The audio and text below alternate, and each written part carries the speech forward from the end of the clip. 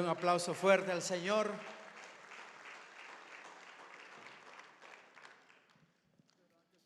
Qué hermoso, qué presencia tan hermosa del Señor. Amén. ¿Cuántos han sentido la presencia de Dios? Me imagino que todos. Ha sido maravilloso. El día de hoy quiero compartir con ustedes algunos principios. La Biblia es la palabra de Dios,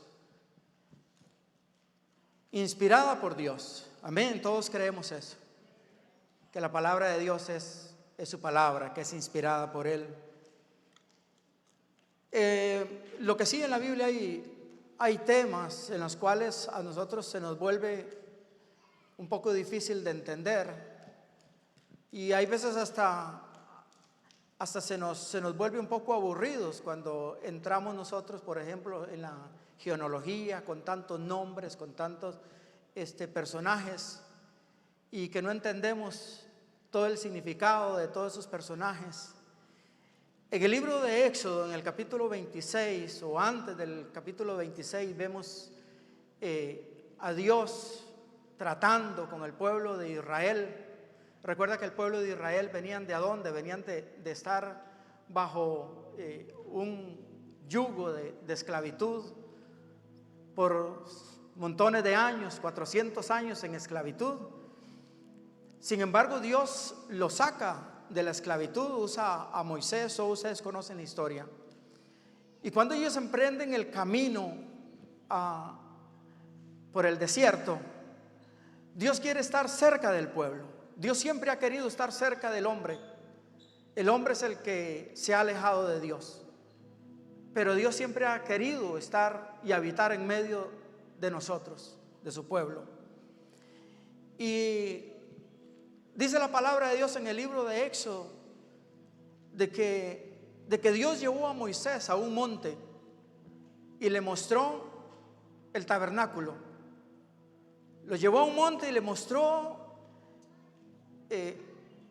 cómo quería de que fuera el templo, cómo quería de que fuera el tabernáculo, con todos sus lujos de detalles. Le dio las medidas, le dio los colores, le dio la altura de lo que quería, los materiales con los que quería que el tabernáculo fuera. Y dice que lo llevó a un monte, dice la palabra de Dios, y le mostró un tabernáculo celestial. Y cuando Moisés vino y él comenzó la construcción del tabernáculo, lo que Moisés traía era una copia terrenal de algo que existía celestial. Y en el libro de Éxodo, yo quiero que vayamos al libro de Éxodo, capítulo 26.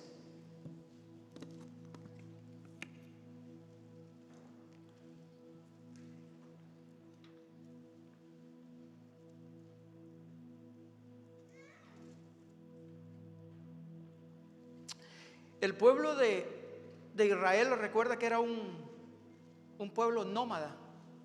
Tenían que andar toda esa travesía, porque Dios le había dicho a Moisés que lo iba a llevar a una tierra hermosa, una tierra donde iban a producir abundancia. Se dirigían hacia Canaán. Entonces ellos emprenden el camino y le da este modelo de tabernáculo, modelo de tienda. Era portátil. ¿Por qué era portátil? Porque era un pueblo nómada. Tenían que ellos, bien fuera un mes, un año, se establecían en un lugar, ahí levantaban el tabernáculo, ahí adoraban a Dios. Y cuando la nube se movía, la presencia de Dios se movía, entonces tenían todo el pueblo que desarmar, los sacerdotes, ese tabernáculo, desarmar todo y moverlo hacia otro lugar, hacia donde la nube nuevamente se detuviera, ¿verdad? Entonces era nómada. Por eso Dios le dio los materiales, le dio todas las indicaciones cómo que tenían que ser, y esa copia no podía ser alterada. Ese modelo no podía alterarse nada.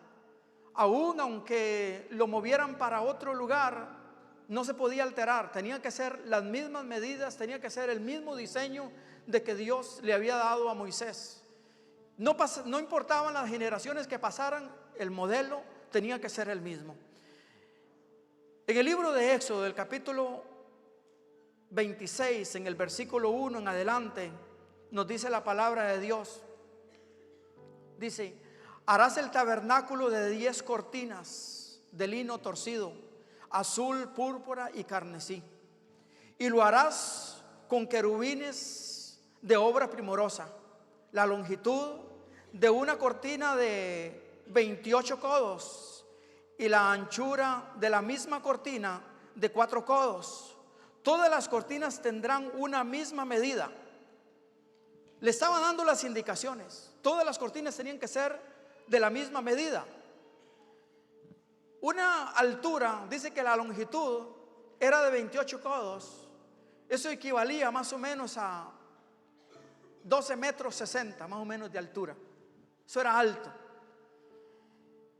Y todas las cortinas tenían que ir con la misma medida. El versículo 3: 5 cortinas estarán unidas una con la otra, y las otras 5 cortinas unidas uno con la otra.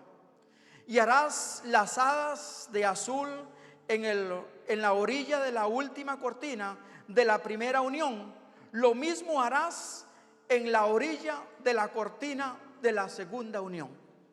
Entonces hasta aquí se nos vuelve a nosotros un poco tal vez complicado de entender cómo son esas medidas o cómo es lo que Dios nos está diciendo de cómo tenían que ir las cortinas. Pero eso verdaderamente, lo interesante para nosotros está en el versículo 31, lo que a nosotros más nos debe de interesar en el versículo 31. Y nos preguntamos: ¿y qué tiene que ver todo esto conmigo? Sí, tiene que ver con nosotros, y los voy a llevar para que vean el significado de lo que Dios nos ha dado a nosotros, la bendición en la cual Dios a nosotros el día de hoy nos da para que nosotros disfrutemos. Dice el versículo 31 de ese mismo capítulo: también harás un velo azul, púrpura, carmesí y lino torcido. Será hecho de obra primorosa con querubines, y lo pondrás sobre 4 columnas de madera de acacia cubiertas de oro, sus capiteles de oro sobre bases de plata. Y pondrás el velo debajo de los corchetes, y meterás allí el velo dentro del arca del testimonio, y aquel velo os hará separación. Y yo quiero de que esa palabra ustedes la memoricen, lo que nos está diciendo. Y ese velo hará, dice que, separación entre el lugar santo y el lugar santísimo. Pondrás el propiciatorio sobre el arca del testimonio en el lugar santísimo. Si vemos, bueno, ahí estaba la imagen. Entonces Dios le da la medida a Moisés de cómo tenía que ser la tienda, ¿verdad? Y dentro de la tienda está el lugar santo y el lugar santísimo. Entre el lugar santo y el lugar santísimo dice de que ahí hay un velo. Y ese velo, nos dice la palabra de Dios de que ese velo hacía separación. ¿Separación entre quién? Entre Dios y el hombre.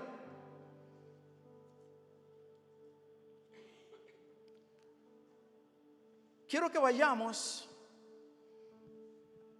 Pasan los años y el pueblo se tiene que mover. Pasan los años y llegamos.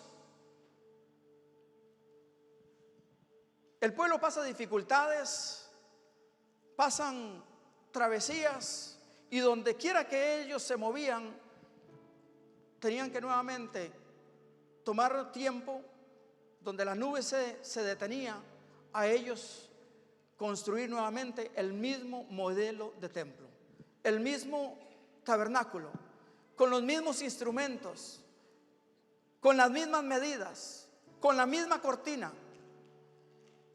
Y van pasando los años, y van pasando las décadas, y el pueblo llega a un momento en que cruza,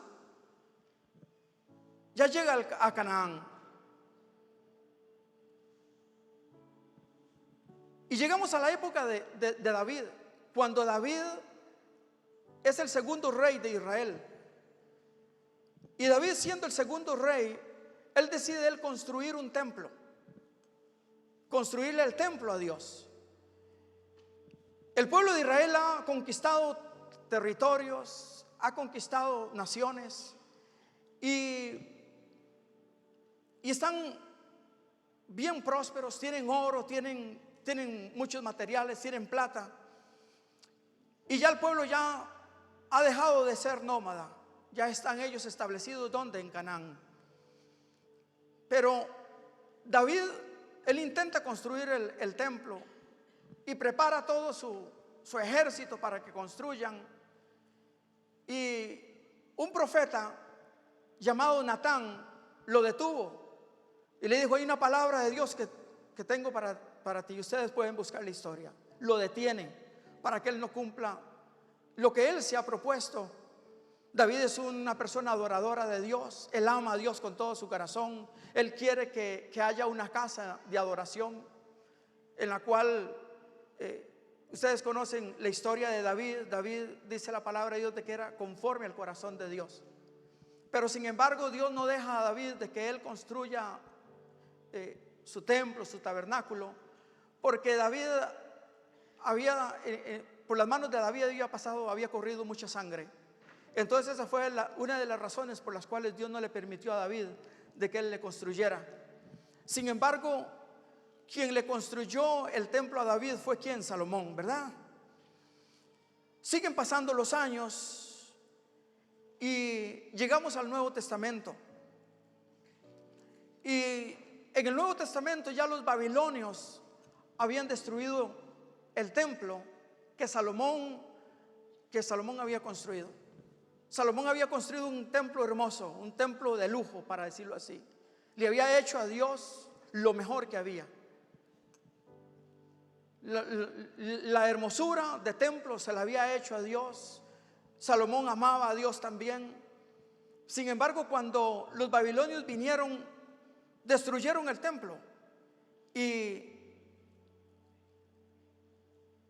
ya el templo estaba destruido. Siguieron pasando los años y el pueblo de Israel levantó otro templo con las mismas medidas, con los mismos diseños.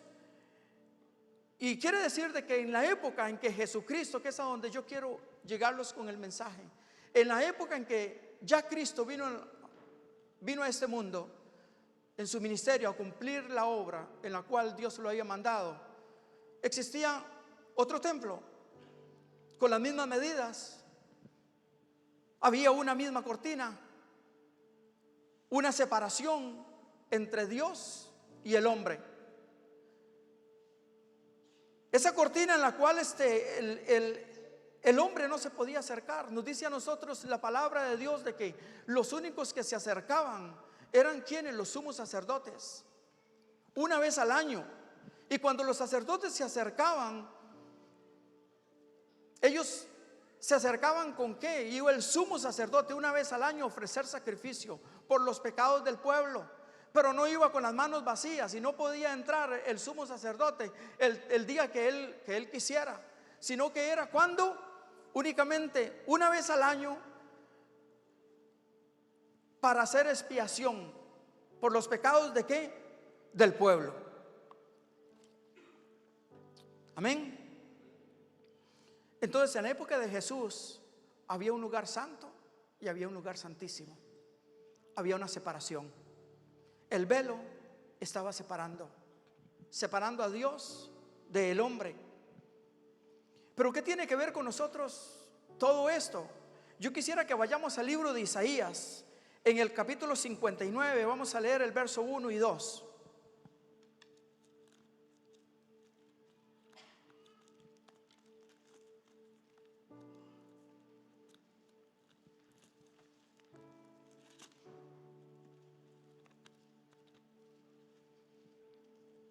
Libro de Isaías, capítulo 59, verso 1 y 2.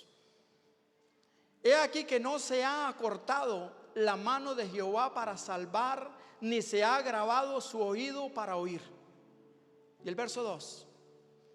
Pero vuestras iniquidades han hecho división entre vosotros y vuestro Dios, y vuestros pecados han hecho ocultar de vosotros su rostro para no oír. Entonces el versículo 1 nos está diciendo, Dios le está hablando al pueblo de Israel. ¿Qué es lo que está aconteciendo en el capítulo 57? Si usted sigue leyendo, el capítulo 59, si usted lee anteriormente la historia, el pueblo de Israel está pasando por situaciones difíciles. Ha perdido guerras, se ha empobrecido, y el pueblo está pasando dificultades, está rodeado de enemigos. Y el pueblo de Israel comienza a quejarse y a decir de que Dios ya no lo escucha, de que la mano de Dios se ha apartado de ellos. Y entonces es cuando Dios le está dando respuesta a esas quejas del pueblo de Israel. Y en el versículo 51, si lo ponemos nuevamente, Él dice, he aquí que no se ha acortado la mano de Jehová para salvar, ni se ha agravado para oír su clamor. Dios siempre ha escuchado al hombre. Dios siempre nos quiere estar con una comunión con nosotros. Pero la culpabilidad no es de Dios. ¿De quién es la culpa? La culpa es del hombre. ¿Por qué? Dice el versículo 2. Pero he aquí, dice, pero vuestras iniquidades han hecho división entre vosotros y vuestro Dios, y vuestro pecado han hecho ocultar de vosotros vuestro rostro para no oír. O sea, por mi culpa, o por la culpa de Israel, por nuestra culpa, dice de que ha hecho ocultar, dice, el rostro de Dios. No es la culpa de Dios, sino que es la culpa de ¿quién? Del hombre. Amén. El hombre es el que se aleja de Dios. Dios siempre quiere estar buscando al hombre, redimiendo al hombre. Lo vemos desde el principio de la historia, desde el principio de la Biblia.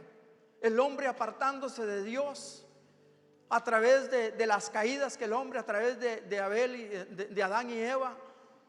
Sin embargo, Dios tratando de buscar al hombre, de reconciliar al hombre con él.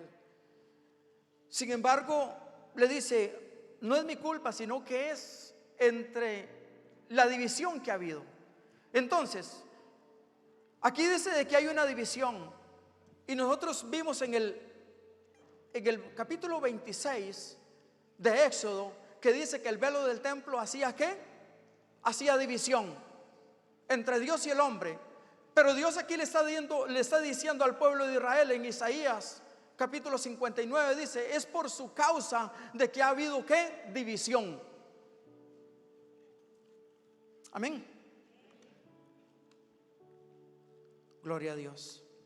Démosle un aplauso fuerte al Señor.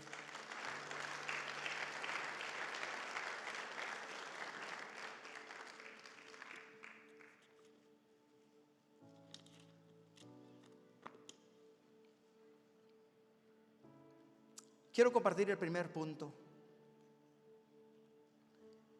Y el primer punto es: el velo es un tipo profético del pecado. El velo es un tipo profético del pecado, es una separación.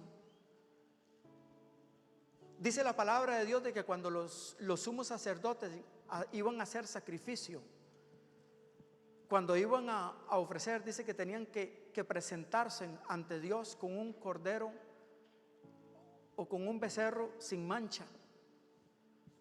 Eran 30 y no sé cuántos puntos, se me olvida la cantidad de puntos que tenían que observar para ver si si el holocausto o el becerro que le estaban ofreciendo era aceptable para Dios. Y cuando el sumo sacerdote entraba, no podía entrar por las cortinas. Las cortinas no las podían tocar. Dice que tenía que entrar rodeando las cortinas. La presencia de Dios era tan importante. En el Antiguo Testamento nosotros vemos que hay una separación entre Dios y el hombre. Sin embargo, nosotros vemos de que Dios está tratando muchas veces, aunque quiere que el hombre se acerque, o reconciliarse con el hombre, pero cuando el hombre intenta, Dios lo aleja. ¿Por qué? Porque no hay hombre que pueda sostenerse de la presencia de Dios. Lo vemos a Moisés. Moisés le dice al Señor: yo quiero, dice, ver tu rostro. ¿Y qué le dijo Dios a Moisés? Le dijo: no hay hombre en la cual me mire a mí que pueda soportar quedar vivo. Daniel, dice la palabra de Dios, de que Daniel tuvo una revelación de Dios. Y Dios en visión se le mostró, y dice de que Daniel cayó como muerto. Y Daniel dice, caí ante sus pies como muerto. Y sentí una mano que me dijo: levántate. La presencia de Dios era es tan importante, hermano, para con el hombre. Sin embargo, causante al pecado del hombre es que ha habido esa división entre Dios y el hombre, esa barrera. Quiero que vayamos al libro de Mateo, capítulo 27.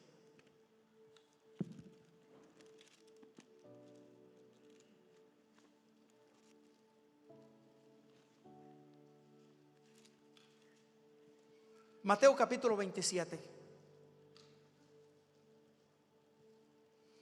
Mas Jesús habiendo otra vez clamado a gran voz, entregó el Espíritu.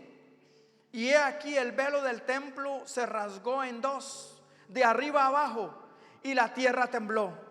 Versículo 2, mire esto. Dice que Jesús, dice, otra vez clamando, dice, a gran voz entregó. No dice de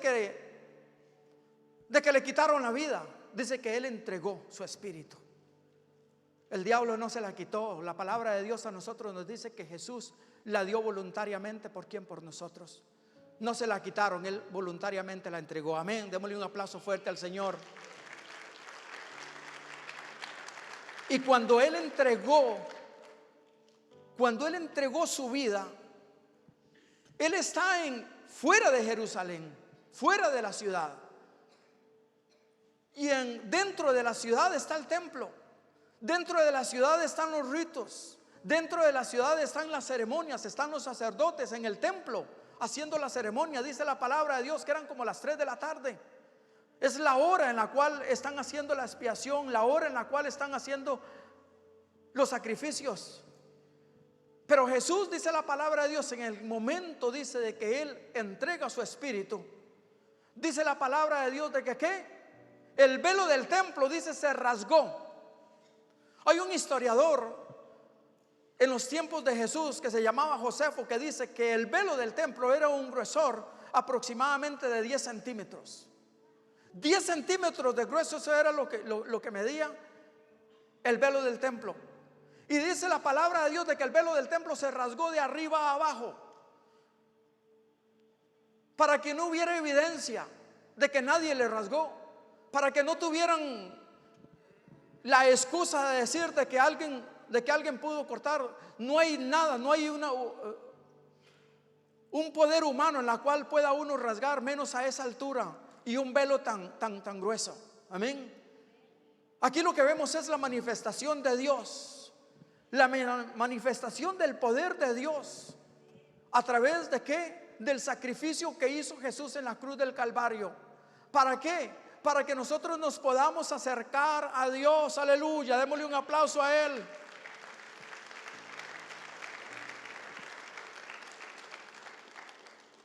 El segundo punto que quiero compartir: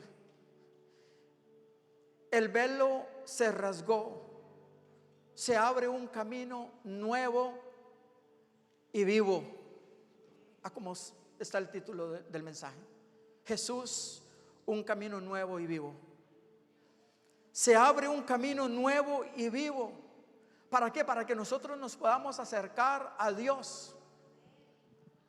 En el Antiguo Testamento, Dios más bien detenía al hombre que se alejara, porque no había hombre que pudiera resistir la presencia de Dios. Pero en el Nuevo Testamento, a través de Cristo, el velo del templo se rasga de arriba a abajo. ¿Para qué? Para que nosotros nos podamos acercar, dice, con libertad. Gloria a Dios a Él. Dios reconciliando al hombre a través de ¿quién? De la persona de Cristo. Aleluya. Quiero que vayamos al libro de Hebreos, en el capítulo 10, verso 19 y 20.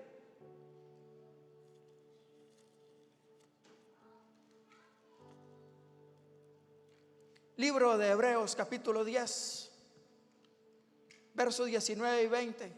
Así que, hermanos, teniendo libertad para entrar en el lugar santísimo por la sangre de Jesucristo, por el camino nuevo y vivo que Él nos abrió a través del velo, esto es de su carne.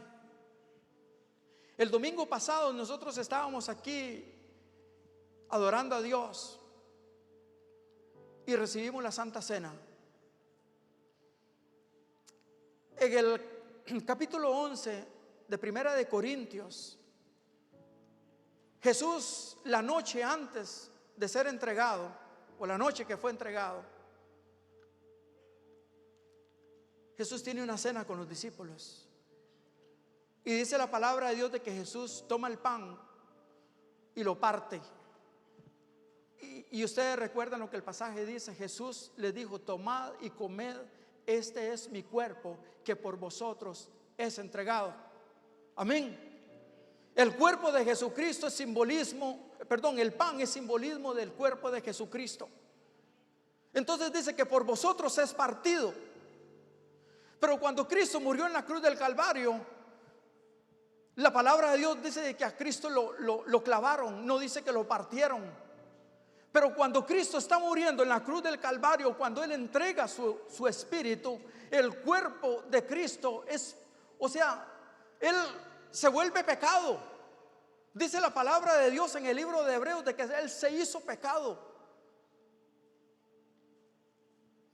llevando todas nuestras culpas, llevando todas nuestras enfermedades, llevando todo nuestro pecado.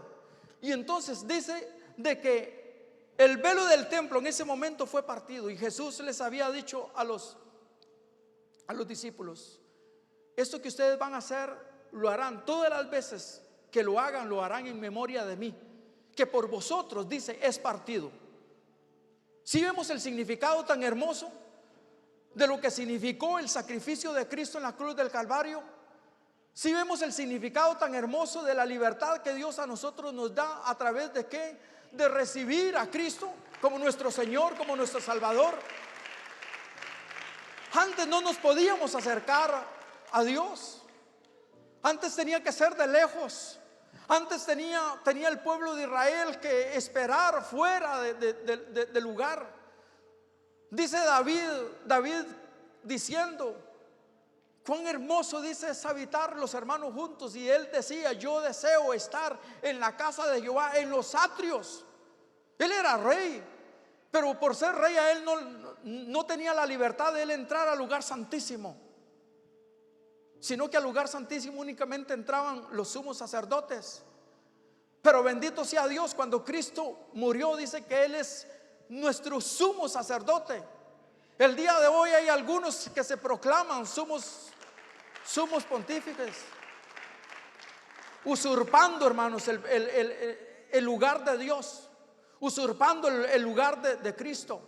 Eso es una blasfemia para lo que es el poder de Dios, donde se proclaman el sumo sacerdote o sumo pontífice, donde el único que tenemos es a Cristo.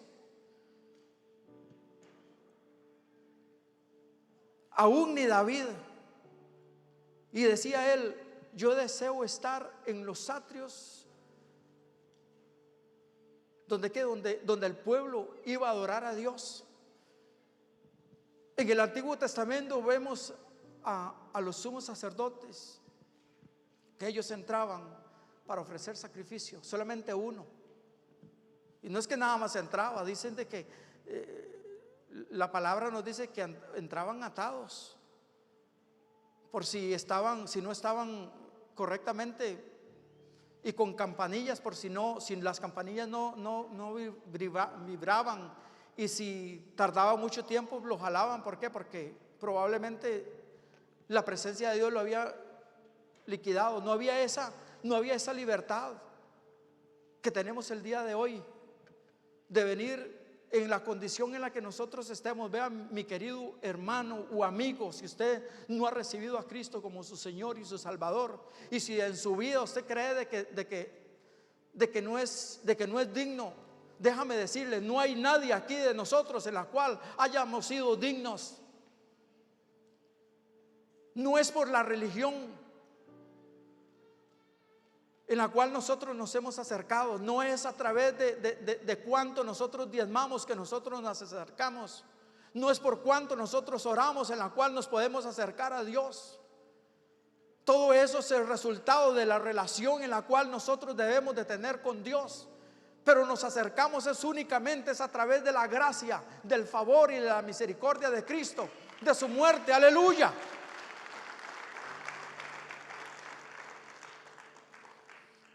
Se abre un camino nuevo y vivo. Aleluya. Ese camino nuevo y vivo es Cristo. Amén. En el Antiguo Testamento nos separaba, el pecado separaba. En el Nuevo Testamento, a través de Cristo, a través del velo que se rompe, nos acercamos. Aleluya. Bendito Dios.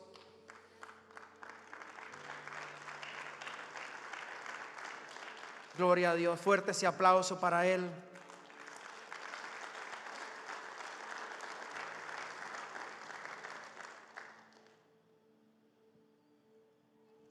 Es muy probable de que el diablo vaya a tratar o trate de impedir que nosotros nos acerquemos. Cuando venimos a Cristo, nosotros se nos viene muchas veces el mundo encima, con pruebas, con dificultades. ¿Por qué? Porque el diablo no quiere que nosotros nos acerquemos, porque él no quiere que nosotros tengamos una relación con Dios. Cuando nosotros recibimos a Cristo, comienzan a suceder las cosas que antes no nos sucedían. Había paz y había libertad. Sí, claro que sí, había todo eso que era ficticio, para decirlo así. Pero cuando nosotros recibimos a Cristo, tenemos que estar dispuestos a pagar un precio. ¿Un precio de qué? De lucha, un precio de permanencia. ¿Por qué? Porque el enemigo va a querer buscar la manera posible para detenernos a nosotros y que nosotros nos enfriemos y que nos apartemos del Señor. Y llegas a tu casa y te muerde el perro, te rasguña el gato, y comienzan a suceder cosas, hermanos, que antes no sucedían. Amén. ¿A cuánto les ha pasado eso? ¿O solamente a mí? Se te daña el carro, se te viene el mundo encima, hermanos. Te botan del trabajo, tu familia se viene encima, comienzan a suceder cosas. Pero cuando nosotros permanecemos en Dios, las cosas comienzan a cambiar. ¿Por qué? Porque ya la lucha no es solamente nuestra, sino que Cristo nos da a nosotros esa fortaleza. Amén. Para nosotros poder salir victoriosos. Amén. Aleluya.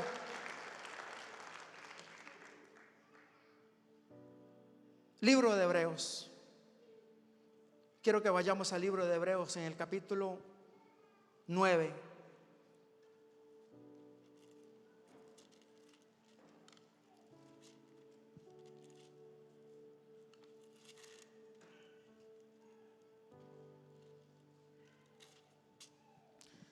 capítulo 9, verso 11 dice: pero estando ya presente Cristo, sumo sacerdote de los bienes venideros, por el más amplio y más perfecto tabernáculo, no hecho de manos, es decir, no de esta creación, y no por sangre de machos cabríos ni de becerros, sino por su propia sangre, entró una vez para siempre en el lugar santísimo, habiendo obtenido eterna redención.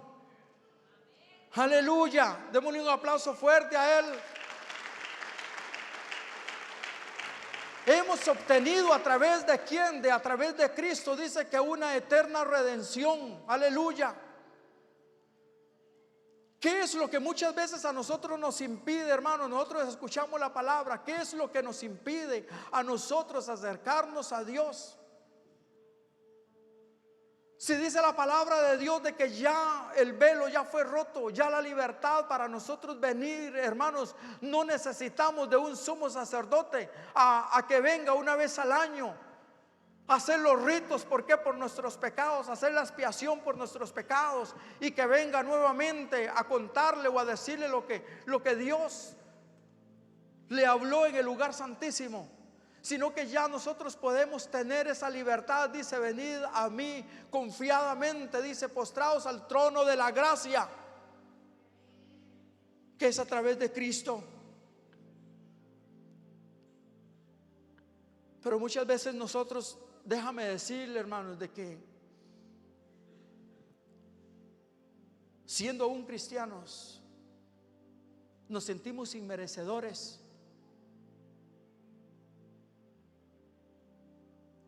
Pero no es por nada de lo que nosotros hagamos, les dije un momento, sino que es por la gracia que ya Cristo ya pagó. No es por nosotros, sino que es por Él. Pero Él dice que nosotros podemos acercarnos a Él, no importando la condición en la que esté. Déjame decirte, mi querido amigo, si usted está aquí, si estás por una razón, si estás pasando por un problema difícil, si fuiste invitado a este lugar, déjame decirle de que hay un propósito de Dios por la cual Dios lo ha traído a este lugar. Porque Dios quiere de que tú te acerques, de que tú vengas al trono de la gracia. Ya la libertad para adorar a Dios ya está hecha a través de Cristo. Ya el velo del templo fue rasgado de arriba a abajo para que nosotros vengamos, dice, que Él, el sumo sacerdote, de una vez para siempre, para una eterna, dice, una eterna redención. Por su gracia Él nos redimió a nosotros de la condición en la que nosotros estábamos. Dice el apóstol Pablo, dice: nosotros íbamos como ovejas al matadero. En nosotros no había ninguna justicia en la cual nos justificara para nosotros acercarnos a Dios.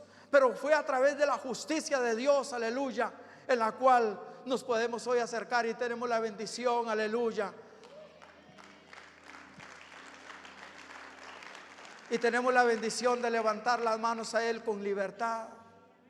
Antes estábamos prisioneros por el enemigo, llenos de pecados, llenos de vergüenza, llenos de culpa. Pero el día de hoy tenemos nosotros la dicha de gozar esa presencia tan hermosa que Dios, qué lindo, amén. En su casa lo podemos hacer, de venir de rodillas a Él y decirle: Señor, aquí estoy, mira mi condición en la que estoy. Muchas veces fallamos a Dios, falla usted, fallo yo, todos fallamos. Somos humanos, todos fallamos. Pero muchas veces esa culpabilidad a nosotros nos hace alejarnos y comenzamos a retroceder y comenzamos a mirar hacia otro lado y a coquetear con el mundo y alejarnos nosotros de Dios. No porque Dios quiere de que nosotros nos alejemos. La condición de culpa a nosotros es la que nos comienza a alejar de la presencia de Dios. Pero sin embargo, los brazos de Cristo están con las manos abiertas. Amén. Para que nos acerquemos confiadamente al trono de la gracia. Aleluya. Y para ir concluyendo, el versículo 13 de ahí mismo de Hebreos capítulo 9, dice el verso 13: porque si la sangre de los toros y de los machos cabríos y de las cenizas de la becerra, rociadas a los inmundos, santifican toda la purificación de la carne, cuanto más la sangre de Cristo, el cual mediante el Espíritu eterno se ofreció a sí mismo sin mancha a Dios, limpiará vuestras conciencias de obras muertas para que sirváis al Dios vivo. Aleluya. Qué hermoso.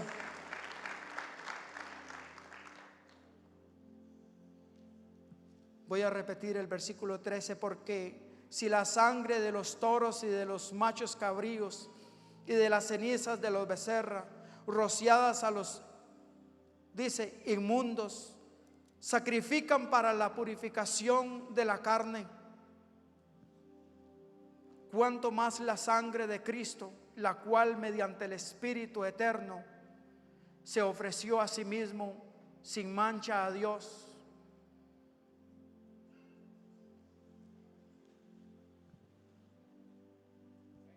Es a través de Cristo, es a través de su sangre que nosotros el día de hoy podemos acercarnos y tener la dicha, la bendición, mi querido hermano o amigo, de levantar las manos al cielo y decir: Señor, gracias, porque es por ti. Antes había una separación grande. Le voy a pedir a los músicos que pasen. Antes había una separación grande. Antes había un impedimento, el pecado impedía. Había una separación.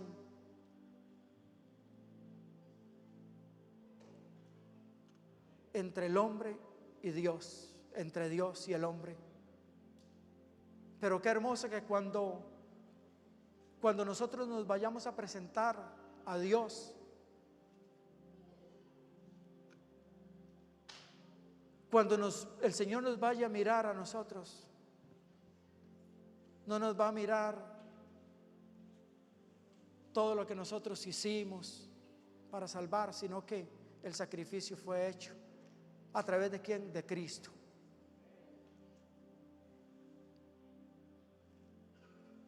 El sumo sacerdote, el que se ofreció un sacrificio vivo, dice, eterno, nos mirará o nos mira a través de quién, a través de la sangre de Cristo. Por eso el día de hoy nosotros tenemos la seguridad de la salvación. Dice que fue un sacrificio eterno para que todo aquel que se acerca a Él. La palabra de Dios a nosotros nos dice que todo aquel que confesare a Dios como su Señor, como su Salvador, dice que será salvo. Dice que con la boca nosotros confesamos y con el corazón creemos. Pero es importante, dice, de que nosotros tenemos que confesarle a Él. Tenemos que recibirle a Él, que invocar el nombre de Él. ¿Para qué? Para que seamos sellados. Dice la palabra de Dios que cuando nosotros invocamos a Dios, dice, Él oirá. Amén. En el momento en que nosotros, hermanos, tomemos la decisión de humillarnos, la libertad está hecha. El sacrificio ya está dado. El velo ya fue roto para que nosotros nos acerquemos. Pero entonces es Dios el que tiene ahora que tomar la iniciativa de venir, donde ya Dios hizo todo lo que tenía que hacer. Es nuestra decisión, es la decisión del hombre de decir: ¿qué es lo que quiero con mi vida? Me acerco a Él a través del sacrificio, lo recibo a través del sacrificio, o simplemente me doy a oídos sordos de escuchar de que Dios ya Él pagó por ti y por mí, de que ya Él pagó, no importando la condición en la que usted esté. Muchas veces arrastramos nosotros situaciones, hermanos, en nuestra vida que no deberíamos de arrastrarlas.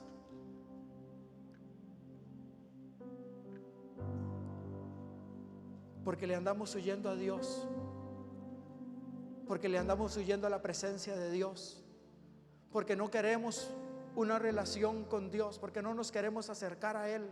Pero ya el sacrificio fue hecho. Ya el día de hoy podemos nosotros venir confiadamente y decirle: Señor, miren cómo está mi corazón, lleno de pecado, lleno de situaciones. Si usted, mi querido amigo, está en esta noche, en esta tarde, y si estás pasando por alguna situación difícil, déjame decirle: Cristo, Él pagó por ti. Le voy a pedir a la iglesia que se ponga en pie. Señor, te damos gracias, bendito Dios, por tu presencia. Le voy a pedir a los hermanos que entonemos ese hermoso canto. Señor, te damos gracias. Señor, no hay nada, bendito Dios, en la cual nosotros hubiéramos podido hacer para tener una comunicación contigo, Señor. No hay nada, Señor, de lo que nosotros hagamos, Señor, en la cual compre, bendito Dios, la comunión contigo. No hay nada, bendito Dios, no hay ninguna ofrenda, no hay ningún diezmo, no hay ninguna oración, Señor, en la cual eso a nosotros nos santifique, Señor. Es únicamente, Señor, a través, bendito Dios, del sacrificio de Cristo. Nuestra adoración, Señor, nuestros ayunos, oraciones, Señor, todo eso, bendito Dios, es, Señor, el resultado, bendito Dios, de lo que tú has hecho, Señor, a través de nuestras vidas. Señor, te damos gracias. No importando, Señor, la condición del hombre, tú te acercaste. Cristo pagó por nosotros. Sé que te voy a encontrar. Sus carnes fueron molidas en la cruz del Calvario. Llevó toda su enfermedad, bendito Dios, todo nuestro pecado. Y el velo del templo, bendito Dios, que era simbolismo, Padre Santo, de esa barrera, Señor, de ese alejamiento, bendito Dios, que había con el hombre, fue rasgado, bendito Dios. Y gracias, Señor, porque fue rasgado de arriba abajo, para que el día de hoy, Señor, nosotros nos podamos acercar a ti, Dios eterno. Por eso estamos aquí agradecidos.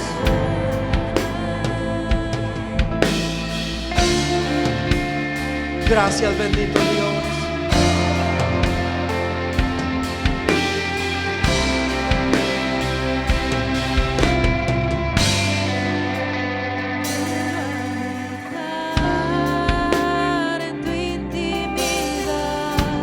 Te adoramos, Señor, te exaltamos. Donde sé que te voy a encontrar. Porque no levantas tus manos al cielo, iglesia, y la adoras con todo tu ser. En tu intimidad, Donde sé que te voy a encontrar. Si tu presencia conmigo no va, yo no voy a ningún lugar, no quiero llegar, no voy a llegar. Si tu presencia conmigo no va, vamos, díselo. yo no voy a ningún lugar. No quiero llegar, no voy a llegar.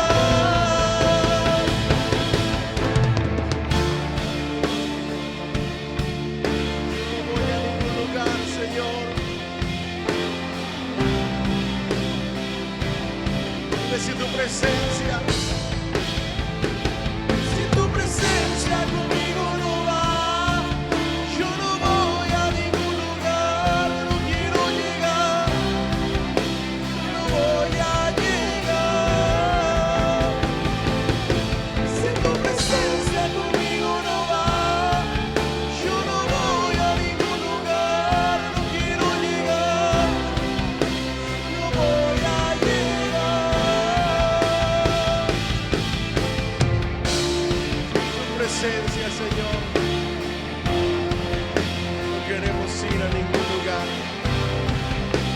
con nosotros, Señor.